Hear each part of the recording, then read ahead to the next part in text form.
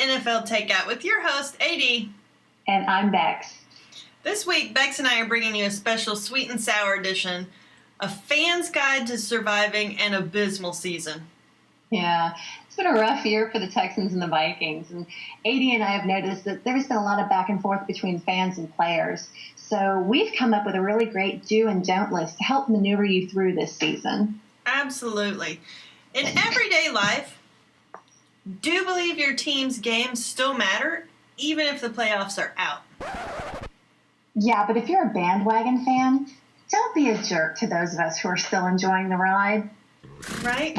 And it is okay. Do look forward to next season's draft. But please don't pray for losses just so we can get a first pick. That's true. And speaking of praying for losses, we need to cover some game etiquette.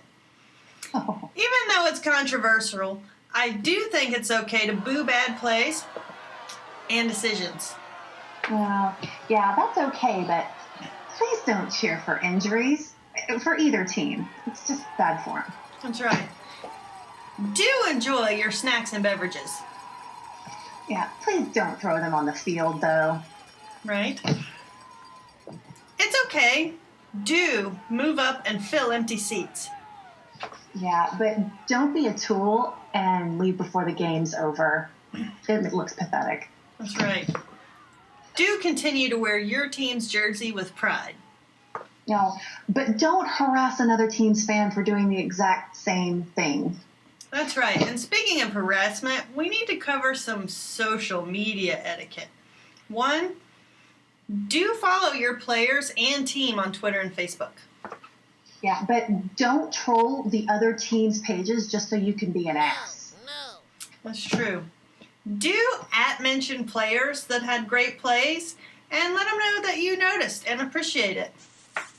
Yeah, but don't cyber stalk their sites and then drive by their house screaming insults. That's a no-no.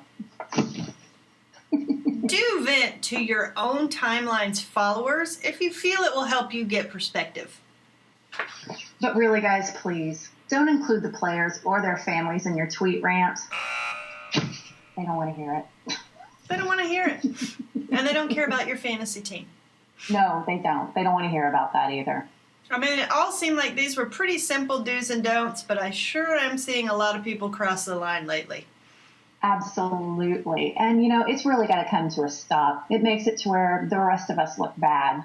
And then your team kind of earns a reputation for having jerks for fans. And, some teams have already locked that up quite nicely, and we don't want to take that away from them. That's right. I'm not mentioning names. That's right. Well, and just remember that you'll never go through more hard times with anyone than you do your own family. And when your team's family, you stick it out thick and thin. You're going to have disagreements. Things will be said you might not like. Things will happen you might not like. But in the end, they're your team and you're their fan. I believe that is the exact definition of a true fan. All right. Well, that was our Fan's Guide to Surviving an Abysmal Season with AD and Bex.